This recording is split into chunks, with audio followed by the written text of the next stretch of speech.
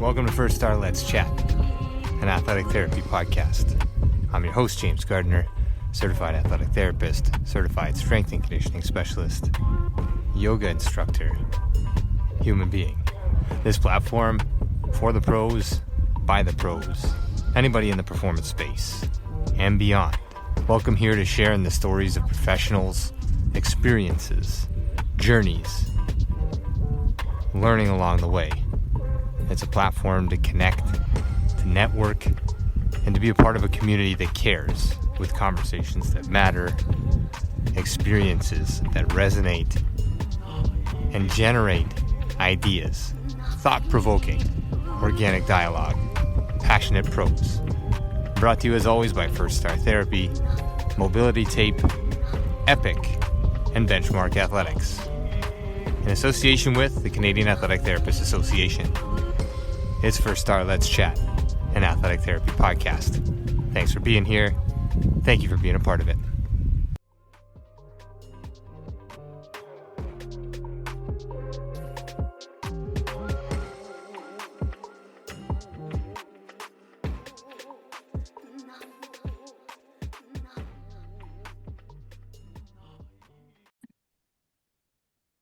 All right, it's been on a little bit of a hiatus here, but back with First Star Let's Chat, the official podcast of WFAT, World Congress coming up in the fall, and no better guest to have on than a returner here. We have Dr. Theo Versteegh, CEO of TopSpin Technologies and the creator of TopSpin 360. If you haven't heard the original, I'd go back, listen to that one, and then jump into this one, because this technology, this unit, this modality of care has evolved, and I think it's reaching a lot of different places. So, I mean, I can't do you service or justice in terms of a bio, but appreciate your time, obviously. Theo, give us a rundown on where you're at with the technology, what the technology is. I guess we can start there for those that are unfamiliar, and then we can dive into where it's being used, how it's being used, and how we can, push it into this environment, which is obviously enhancing the lives of athletes. Sure. Yeah. Well, first off, thanks for having me back. It's a pleasure and an honor to be back on speaking to your audience. And yeah, the TopSpin 360, if you haven't kind of seen before or heard of what it is, currently it's a modified football helmet with a centrally mounted axis and a kind of a weight that protrudes.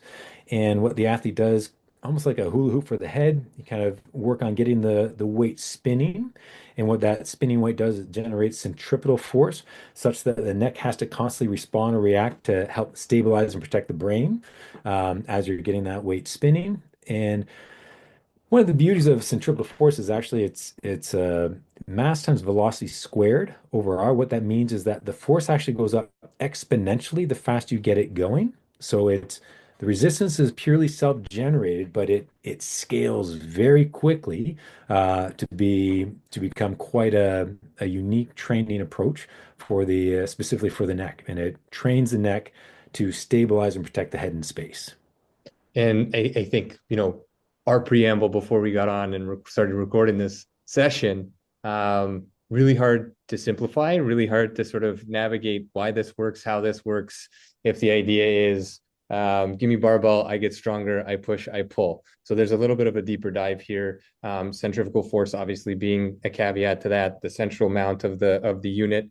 I love the capture of, self-generated.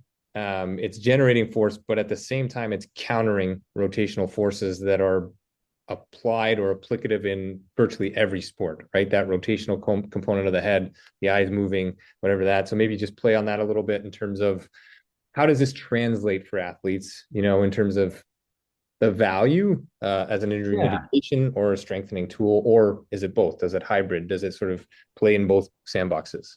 It actually plays very well in both sandboxes. From what we've seen, the training effect, just the pure strength training effect of this device, the average improvement in multiplanar static neck strength. So the way we measure multiplanar static neck strength is flexion plus extension plus right and left side flexion and right and left rotation. So these 6 scores, add them together, divided by 6.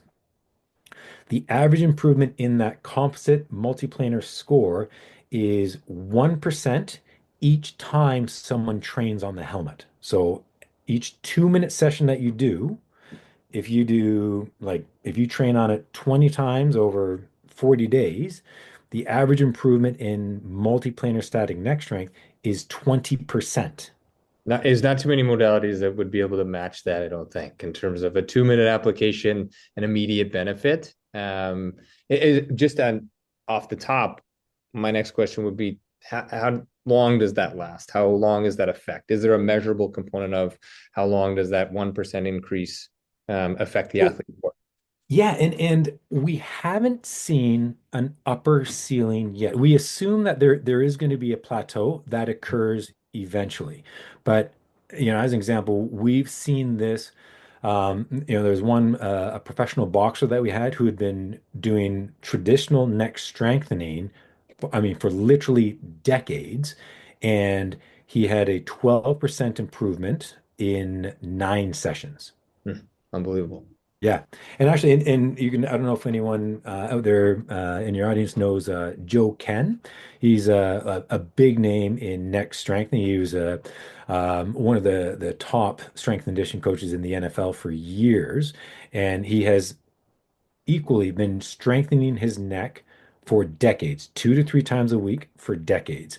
And we trained him on this. And if I recall, I have to go back through, but after I think it was about 15 sessions, he had a 20 to 24% improvement in his multiplanar static neck strain. And this is like just blown away because it's like, oh my God, for a guy who he's, in his 50s and to have that kind of gain after decades of training the neck, I mean, again, it's next to unbelievable. Yeah, and I think the captures there, and I'm familiar, but not obviously as well versed as you are in the modality and the technology. Um, in our space, it's like, yeah, I do neck strengthening, right? Like I do that. So what's new? What's different? How does this different than my isometrics or my band pulls or my Iron Mike Tyson workouts where I'm rolling around on my head or these types Yeah. of things. And obviously Yeah. a few things. There's a lot of biofeedback here. There's data, there's sessions, there's the 1% payout with 2 minutes of application. So I guess for the audience as a practitioner looking into this, or for the audience that works with athletes, what makes this different? What makes this a higher quality or more highly involved training than, yeah, I do neck stuff? Neck strengthening. Yeah. So traditional neck strengthening involves taking a heavy weight, pushing your head against it, and doing that repeatedly. So it's that as you start off at the beginning, you pick up a weight up and you put it back down, or push, pull, unidirectional. And that will improve your neck's ability to take heavy weight and push against it in that single uniplanar direction. The way topspin works is getting the weight spinning the full 360 degrees. You do hit every muscle of the neck through it. And it's not only a kind of a muscular response, but it's the neuromuscular response and quite ballistic and plyometric in its training. So if you think about people who do, they do squats all day long, they're not going to be overly quick in a sprint. But if you take that person who's got, great strength and then put them on a plyometric, sprinting program, yeah, you're going to improve their explosiveness and that rate of force development. And that's the key metric that we use with the topspin is it's not just a centripetal force, but it's how quickly you can generate that centripetal force. The faster you get the weight spinning, the less time per revolution occurs. So you've got an exponential increase in force and a decrease in the time per revolution, which houses another exponential factor on the rate of force development. And that's really the key metric that we're looking for. And when you're getting it spinning, that ballistic rate of force development, you're facilitating the natural stretch shorten ballistic cycle within the muscle itself, and you're also enhancing the neuromuscular essentially feed back and feed forward into the muscle as a responsive mechanism. So you're feeding into the reflex system. And we've got EMG study that we're working on publishing where the magnitude of the neuromuscular response is 4 to 5 times that of a traditional training load. So it's really that neuromuscular component that helps enhance the physiological response to the training stimulus, and that's where you really see the benefit. Again, you can measure it in static neck strength, but it's more nuanced than that. It's the neuromuscular control of the neck's ability to stabilize and protect the head in space. We've also got evidence that it improves even standing balance and those with kind of dizziness issues as well. So then a short capture for those with a limited attention span or those with a limited interest in sort of the science and some of the bigger terms, not minimizing that, but there are people in the sporting space that say, okay, give me the nuts and bolts of this. Like this is directly applicable to what athletes go through with rotational coup, counter to coup forces, rotational forces. I think most recently, like the NFL is an easy one. We're heading into Super Bowl weekend here. There's a lot of things that happen there. A lot of what you're reproducing with TopSpin 360 is almost or as close to sport specific training for the head, neck, eyes, vestibular system than your traditional in gym training. Is that a fair capture? That's Or right. yeah, Yeah, absolutely. It more mimics how the muscles will need to respond and react to actually protect against a potentially concussive blow or, whiplash injury, in that as you get it spinning, kind of the quicker and the faster and the harder you're able to respond to that weight, the faster the weight goes. If you stop responding, then the weight kind of it stops spinning. So the resistance is taken away instantly. So you don't, the only resistance is within a very tight kind of circle. And as soon as you kind of fall out of that circle, the resistance is taken away, which is the opposite yeah. of kind of, and when you get a hit, if you can't stop it, then your head's bouncing off the turf. Whereas this, if you can't stop it, the weight stops spinning, you're fine. Yeah, no, an easy capture from somebody who works in the field to being on the sideline to being able to go to whoever and having this discussion from a medical standpoint. This makes sense. It replicates more of what an athlete may go through and more Mm. of what an athlete is going to experience. So again, in our world as practitioners, either on a gym floor or in a sport, if I don't go to an area or go to an end range of motion or train or sustain the things that I need to do, the first time I go there is a pretty likely or a high likelihood that injury may be a result. So Right. getting into these positions, getting into the ability to force generate and at the same time counter force or counter the rotational force, multiplanar force. This is the difference. Like this makes a ton of sense. This makes I think just laying it out on the table for people to see and do. Now, speaking of see, I think we talked about it last time. It's a funny thing. It's a football helmet Mm. with a thing on the end of it. And is there much hesitation for people to use it if they're not football players, or have you run into this looks Yeah, funny part of their decision making process? there is. And now the I guess paradoxical thing that we run into is those who would benefit most are the ones who are most apprehensive to put this thing on. And that, like, essentially, you could even call that the top spin test. And that if you kind of look at it, you're like, oh, there's no way I'm putting that thing on. That is the strongest indicator that this is exactly what you need. Why do you think that is? Actually, I'll be honest, if you kind of look at the literature, the direction people are going with, as an example, with people with chronic whiplash and that they're really apprehensive about like even getting in a car where they're the passenger, they're not in control. And if you talk to like the pain experts, they'll say it's because it's psychologically they've created this environment where although the tissues aren't under actual threat, they feel like it is, so it generates a pain response. And so it's a psychological pain response that they're experiencing. It's not an actual physiological one because when they look at the X-rays, MRI, everything, like everything looks fine, and yet you're really stiff. Like, why can't you move out there? If we look at every tissue individually, there's no reason why they can't do that. And so it's the, oh, it must be kind of placed back on the patient. Like it's a psychological, you're not, it's not actually pain you're feeling, but it's the thought of pain that's prevented. Whereas for me, I'm like, no, pain's pain. You feel pain, you're feeling pain. You don't want to do that. It's a physiological response. And what it is, yeah, it looks fine, but the neuromuscular control is not there to make that very beautiful and complicated movement of rotating each vertebrae independently and in concert with the one above and below. And so if you don't have that proper motor patterning, all of a sudden you're jamming, you're grinding, and you're kind of kinking as you go, and you're like, that just, no, that doesn't work. And so you can't see that when you just watch someone like, yeah, no, I'm stuff. It hurts if I go any further. Mhm. So what this does is by training on it, it actually reinforces and retrains that neuromuscular patterning so that all the muscles know, oh, okay, this is how we work in unison. Oh, now I get it. Now I know how to train it. So now all of a sudden we eliminate a lot of that apprehension because they are now physiologically able to do that movement and able to stabilize their head again. And they don't feel apprehensive because all of a sudden this next little bump, they can't withstand it because they don't have enough dynamic stability to do so. Hmm.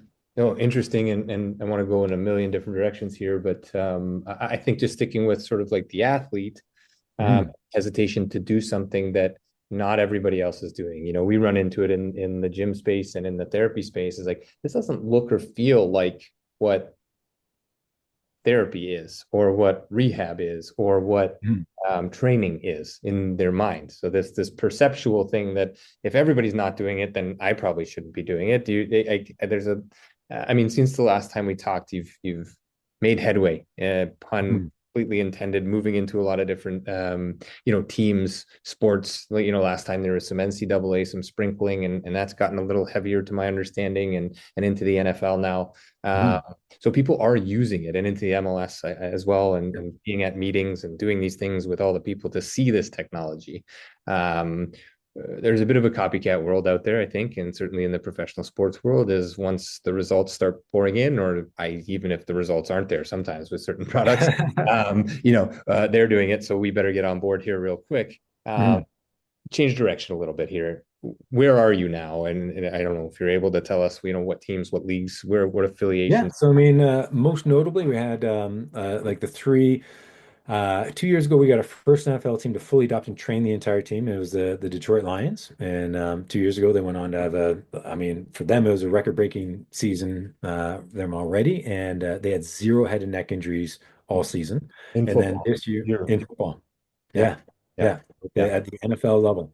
And then and this year, this past year, we had three NFL teams. It was the Buffalo Bills, the Minnesota Vikings, and the Detroit Lions. All three had incredible seasons. I mean, unfortunately, all three of them had a harder time in the playoffs. But we can't guarantee any given Sunday when the playoffs hit. You know. Yeah. Um, and then all three across the board, comparatively from head and neck injuries, did much better than the league average. Uh, Interestingly, the Lions did have a number of injuries, but looking at the TopSpin data, objectively, we are not surprised at any one of those injuries that occurred. So for us, that just kind of speaks to, yeah, the value in the training. It is objectively effective because if you don't do it, or if you do it and you're not scoring at a high enough level performance, yeah, you're going to be at higher risk than your teammate who's trained on it 20 or 30 times and is consistently getting those higher RFD values.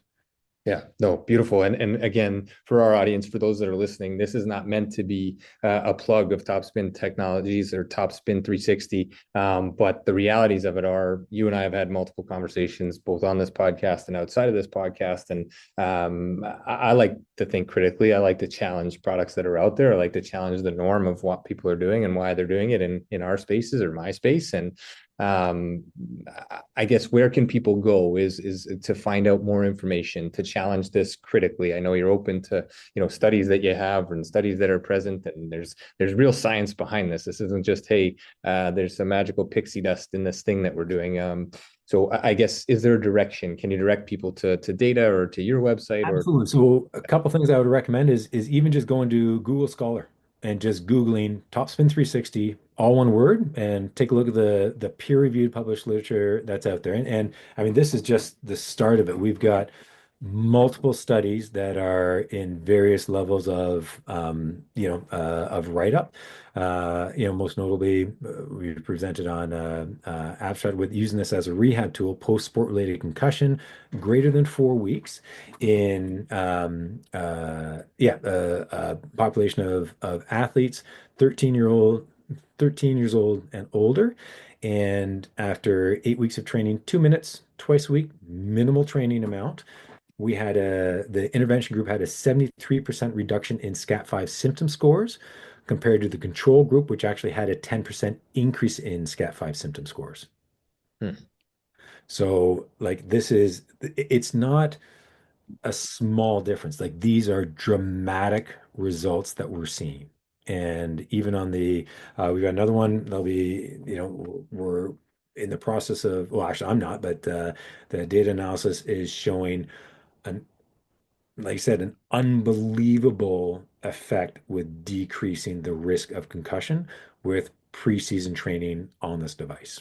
Hmm. And fortunately, that is consistent with the other teams that we've had, from, I guess, at this point, anecdotally, the teams that we go in and implement and train go on to see dramatic reduction in the incidence of concussions across the board. We have yet to have any team to train on us and not have a dramatic reduction in their incidence of concussion. And in most cases, it goes down to zero. Yeah, like show me, and you're showing, Yeah. which is great. And I think even, concussion's the word, and everyone's looking for sort of that one ticket to identify it, or that one thing that's going to get everybody better. As a mitigative strategy, as a rehab strategy, these types of things they make sense, connected to the neck, all of the nervous system, the ocular Yeah. component of what happens in the neck. Like, this is a really critical portion of the body, and obviously, related to the brain and the brain stem and where things are situated anatomically in the skull. But outside of that as well, if I'm training centrifugal force, or I'm training force production, counter production, and those are the things that I need to do in sport, um, peripheral injuries also affected. I know you're not necessarily maybe not doing the data on that, but are you seeing, if I train my neck, Yeah. head, and my eyes to be better at something, I should Yeah. then have a better relationship with my environment and or my sport? Absolutely. Yeah, and that's so that the research is quite definitive that there is a 2 to 3 fold increased risk of lower extremity injury after someone has had a concussion and been fully cleared and returned. Like, when they're fully cleared, it's not like they're still symptomatic. It's like, no, they're good to go. They return to playing, that season, and there's a 2 to 3 fold increased risk of lower extremity injury. And I would argue that that's because after that concussion, they've sprained or strained their neck. They've thrown off their proprioception, that little bit of balance and kind of knowing where their body is in space, such that all of a sudden you're coming down and you're off by half a degree. All of a sudden you're rolling your ankle, you're blowing your ACL. Right. Right.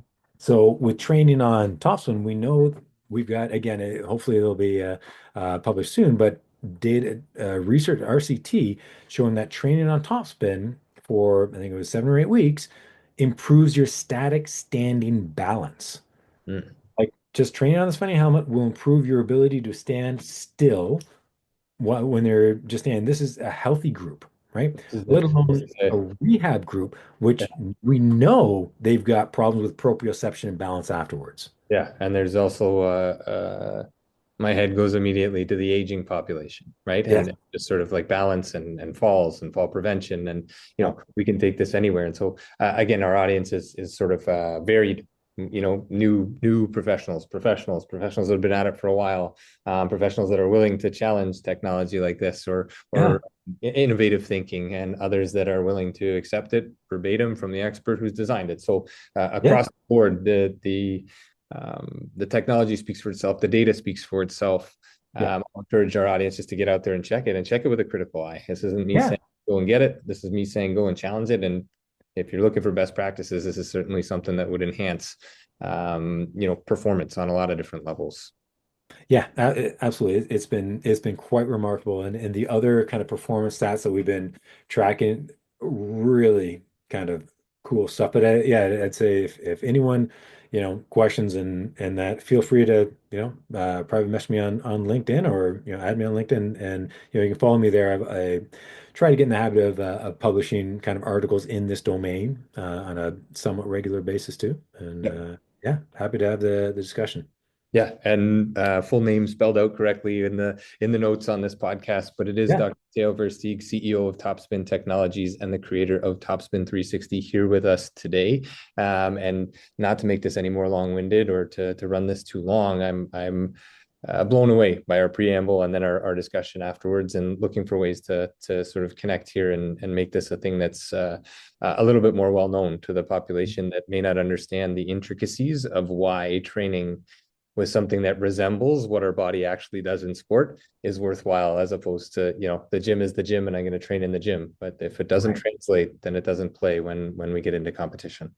Yeah, and I mean, it sums up with the SAID principle, that specific adaptation to impose demand, right? And so the closer you can mimic what the body and muscles and joints and tissues deal with in the sport, the better adapted you will be for that sport.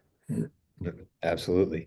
I'll just leave it for you to sort of wrap up wherever you want to go, not to pull it to an immediate close, but obviously you'll have some people reach out to you to challenge this a little bit. You're in a lot of spaces right now.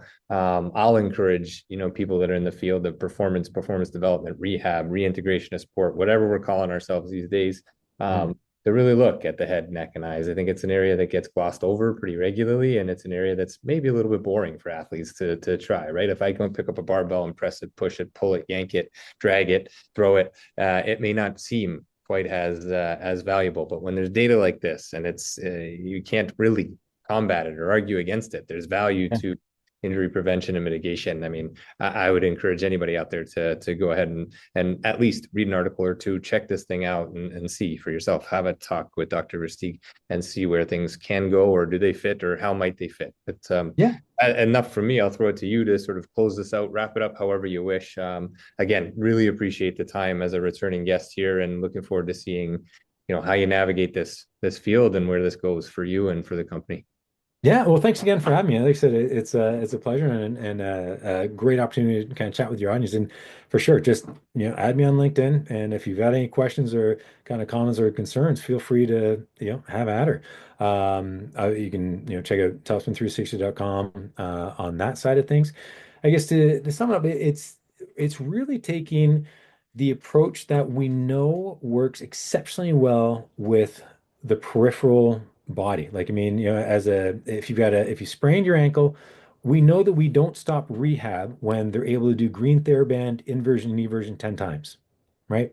Like, that's what, at the beginning or maybe the middle of rehab, then you start dynamically loading those tissues. And that's the key thing, is dynamically loading those tissues in a multiplanar fashion to normalize the damage that has occurred. We know that that's how musculoskeletal tissue needs to rehabilitate and respond. If you don't load the tissues, they will never get better. You can't put someone in cast for 6 weeks and expect when you take the cast off that they're 100%. Like, that's when rehab starts. And so if you think about putting someone in a neck brace, or saying, oh, just be very cautious, stay in a dark room for a period of time, that's going to cause a fair bit of atrophy. And unless you load those tissues and train it, they will not get better, leaving you at higher risk of future injury. So we're essentially just taking the exact same principles that work exceptionally well in the rest of the body and just applying it to the neck, which it's never been done before. Yeah, a beautiful capture, and I hope many listening will go out and reach out and check this out, and turn this into a space for critical thinking, critical Yeah. analysis, and use of something that is making a difference and has lots of data behind it. So, Dr. Theo Versteegh, appreciate your time once again, and for our audience out there, reach out anytime. Happy to connect on this or connect you as needed. Thank you very much, and Yeah. look forward to connecting again.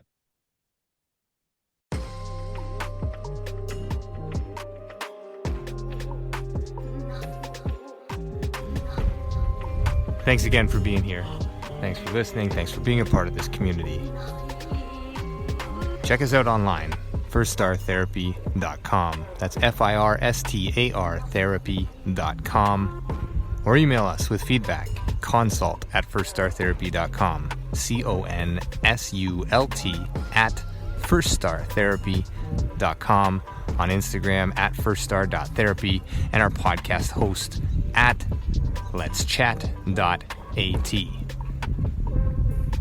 This is First Star Let's Chat, an athletic therapy podcast.